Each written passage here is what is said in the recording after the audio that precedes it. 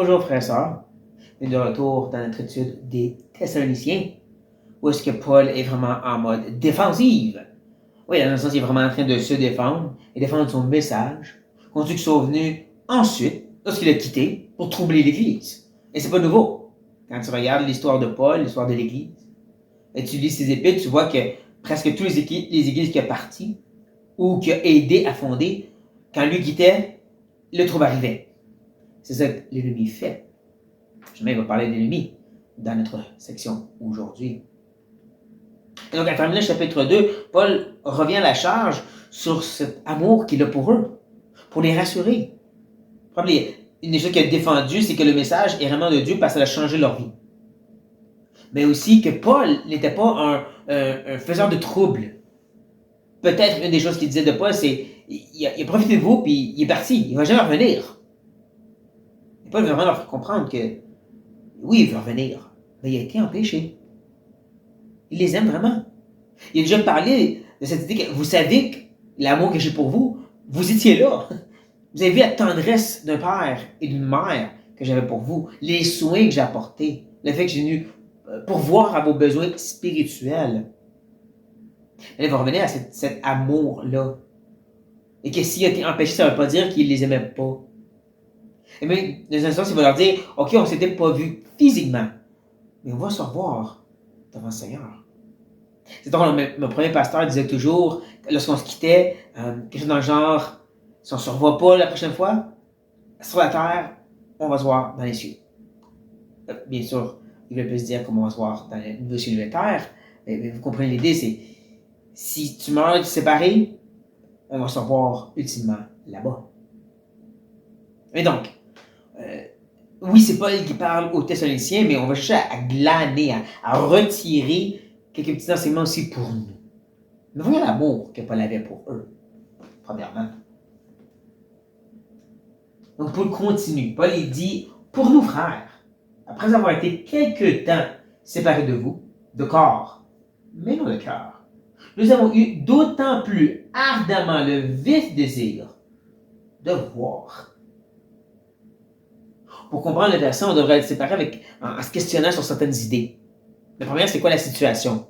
La situation, c'est qu'ils ont été séparés, et jamais il dit de corps, mais pas de cœur. Le mot littéralement, c'est de face. Ça va vraiment être une présence. Et ça va très bien avec l'idée, justement, ce qu'il veut, c'est de les voir. On voit le petit lien, le petit jumeau qu'il fait là. On va se quitter de votre face pour un temps, mais ultimement, on voulait revoir votre face. Et comme il dit, c'était pas de cœur. Ils étaient d'accord ici. À maintes fois, Paul va parler de cette idée que, par ces églises à qui il écrit, qui n'est pas présent et même qui, par certains, n'ont pas pu revoir, aller les voir, ou même jamais les voir, il va dire à quel point vous êtes ici. Il va dire aux Colossiens. Comme il a à cœur les églises qui ne l'ont pas vu de face, comme eux, comme les gens aussi, et de leur environ, j'ai oublié le nom. Laodicée. Voilà. Merci Seigneur. Laodicée, qui encore n'ont pas été établis par Paul, mais pas les avait à cœur parce qu'il connaissait les pasteurs qui avaient établi l'Église. Aux Corinthiens, il va dire justement, dans 1 Corinthiens 5, que même s'il était absent de corps, en esprit, il était là pour aider à juger la situation très grave du péché dans l'Église. Donc, encore et encore, on voit que Paul, il y a vraiment cette idée, il n'était pas cette présence, mais vous êtes ici. Et ça, dans le temps qu'il n'y avait pas de téléphone ou d'autres réseaux sociaux que tu peux facilement connecter avec les gens pour se rappeler d'eux. Non, Paul le faisait d'efforts en priant pour eux. Combien de fois qu'il va dire à toutes ces églises comment il prie pour eux? Il y avait une très longue liste de prières, Paul, parce qu'il priait pour toutes ces églises. Ceux qui avaient établi, ceux qui n'avaient pas établi, mais qui avaient entendu parler. C'est une façon qui a dans son cœur rempli d'amour pour eux. Et donc, comme il dit, il y a une séparation peut-être physiquement. Ça, c'est la situation dans laquelle il se trouvait. Là, on va arriver pour l'émotion que ça a produit. Mais on voit, avec le rouge que j'ai mis, premièrement, le mot séparé. Oui, parce que le mot, littéralement, parle d'être rendu orphelin. Ouais, ça parle d'une mère ou des enfants qui sont séparés l'un de l'autre. C'est beau. Paul utilise vraiment un langage pour dire, je me suis senti encore comme cette mère ou ce père séparé de mes enfants. Wow. C'est beau, ça. Elle explique qu'est-ce que ça a fait pour lui dans son cœur, comme une mère qui perd ses enfants, disons, une situation de guerre. Eh bien, avec autant plus, le mot ici c'est véhémence. C'est vraiment tout autour de façon excessive. C'est vraiment, vous sentez la passion dans ça. Au moins dans le mot grec. Mais je sais aussi pour le mot ardemment. Le mot c'est spoudé dans le grec. Je ne dis sûrement pas comme il faut. Mais peut-être vous l'entendez un peu, surtout si vous connaissez l'anglais, speedy. L'idée de rapidité, de vitesse. C'est vraiment l'idée de diligence qui pousse à la rapidité et tout ça à cause d'une grande passion, d'un grand amour, un grand zèle, si vous voulez, vous préférez.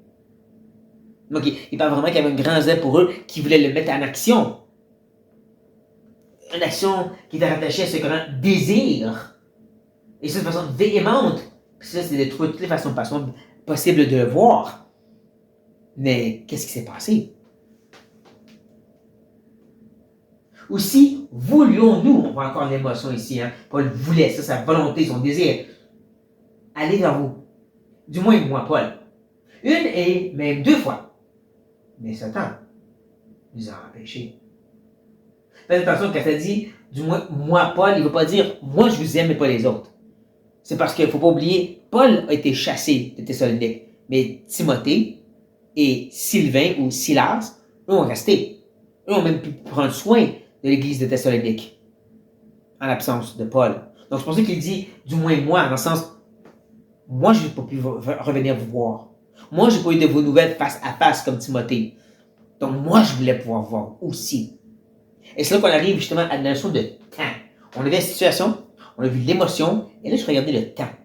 C'est intéressant les mots de temps que Paul utilise. Si je recule à l'autre verset, quelque temps, ça me semble banal comme mot, mais arrêtez, le mot parle vraiment d'un temps, comment je pourrais dire ça, comme nous, quand on dit, je vais faire ça dans une seconde. C'est vraiment l'idée de très courte et temps définitif, comme limité. Même que tu pourrais littéralement le traduire par 1 heure. Comme je dis, nous, on dirait, je reste dans une seconde. Je vais être avec toi dans une seconde. Mais c'est un peu l'équivalent grec de ça. Paul le voyait vraiment comme un très court laps de temps. Ce qu'il leur disait, c'est très court. Et là, il pourrait dire, oh, mais Paul, t'es toujours pas là. Et c'est pour ça qu'on arrive à l'autre partie ici. 1 et même 2 fois. L'expression ici, 2 fois, littéralement dire une entièreté. Semble comme pencher vers l'idée, j'ai fait tous mes efforts possibles. J'ai essayé, autant que je pouvais. Mais Satan nous a empêchés. La situation, pour cet effort de voir les gens thessaloniques, est empêchée. Maintenant, on peut se questionner sur comment Paul savait que c'était Satan.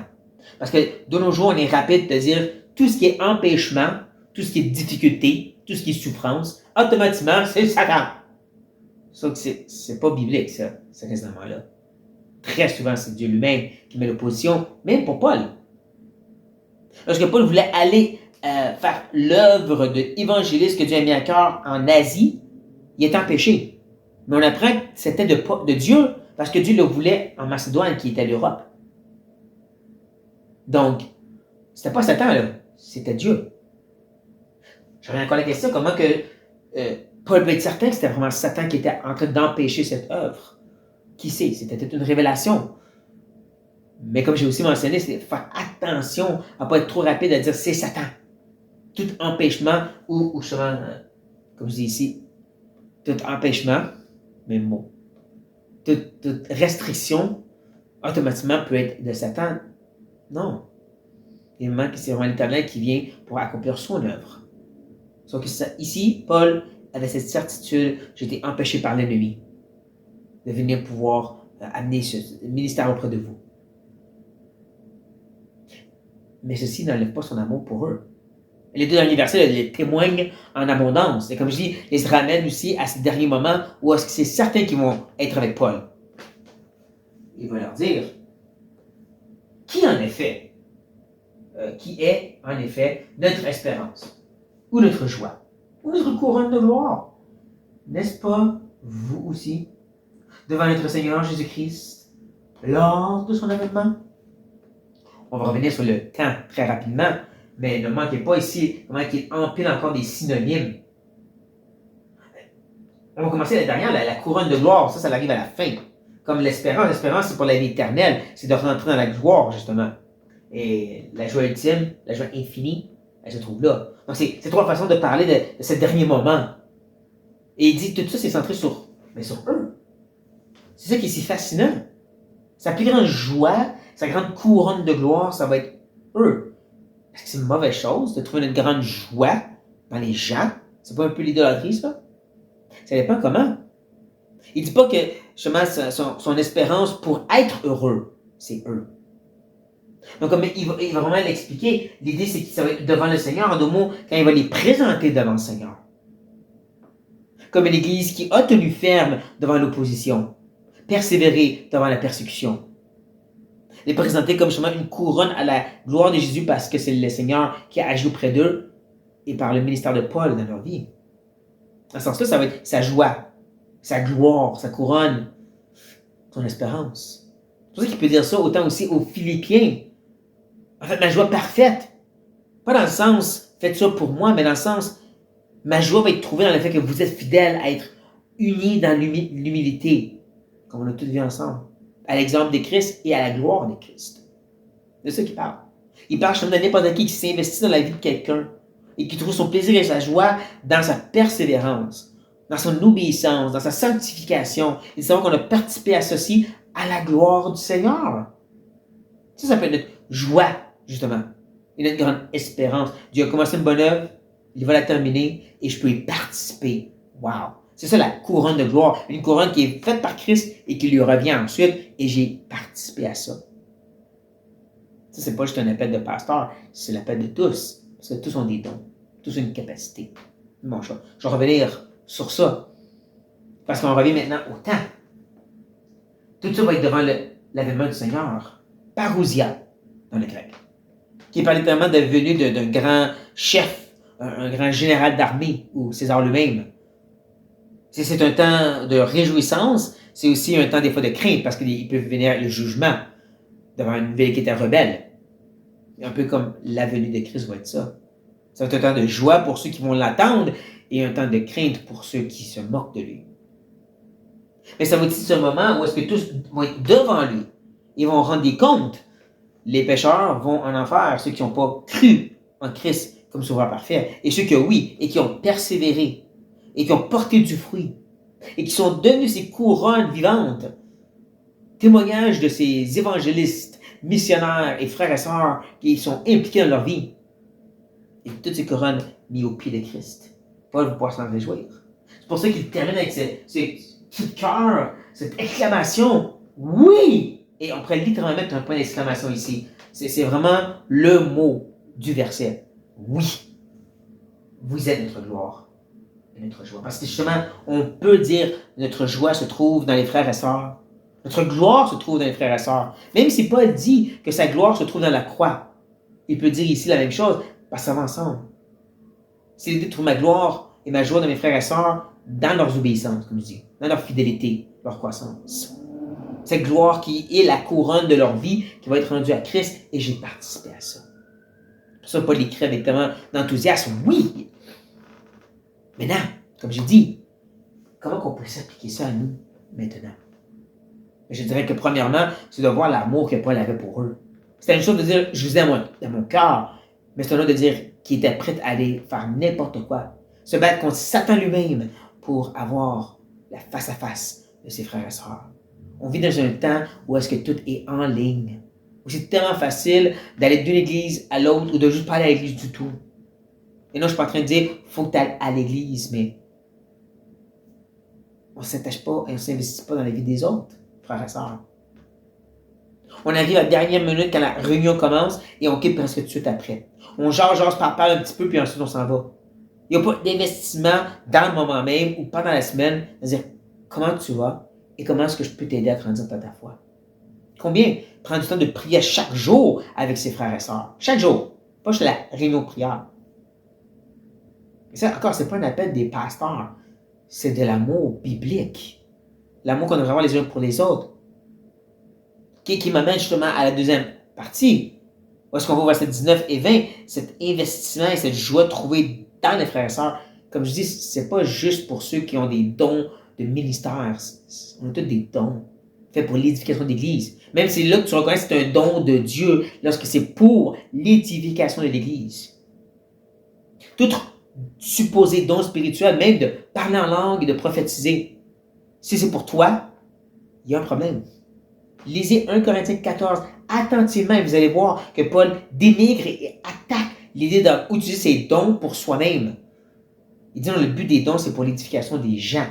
Autant ces dons miraculeux que les dons comme la miséricorde et la générosité, et ainsi de suite. On a tous ces dons-là, de façon ou d'une autre, et c'est pour le bien du commun. Un investissement les uns auprès des autres pour qu'ils deviennent ces couronnes qu'on peut se mettre au pied de Christ et dire « Hey, j'ai participé à sa sanctification et à sa marche, à son relèvement. » Wow! Seigneur, je me réjouis de tout ce que tu me permis de faire dans leur vie. Et là, je peux te remettre tout ça à tes pieds. C'est pour tout le monde, ça, frère et soeur. Que ce texte nous rappelle d'avoir cette sorte d'amour qu'on voit auprès de Paul et l'Église. C'était pas juste pour eux dans ce temps-là, c'était pour nous maintenant aussi. Prions que le Seigneur nous aide. Au Père Céleste, c'est toi qui as établi l'Église, c'est toi qui as construit par le sang de Christ, par sa mort expiatoire, par la croix. Et là maintenant, on te demande que tu agisses dans nos vies et auprès de ton Église à travers le monde. On prie pour nous ici en Amérique, on est endormis. Où est-ce qu'on joue à l'Église? Où est-ce qu'on fait nos réunions? Mais Seigneur, aide-nous à vraiment investir dans la vie des uns des autres. Développer nos dons pour le bien des uns des autres. Et dans ceci, t'honorer et te glorifier. De se réjouir qu'on peut t'apporter toutes ces couronnes, toutes ces vies qu'on a aidées. Mais aide-nous à aimer, Seigneur. Aide-nous à vraiment s'aimer. Et de vouloir être ensemble à la gloire de notre Dieu. On prie tout au nom de Jésus-Christ. Amen. Et frères et sœurs, soyez bénis.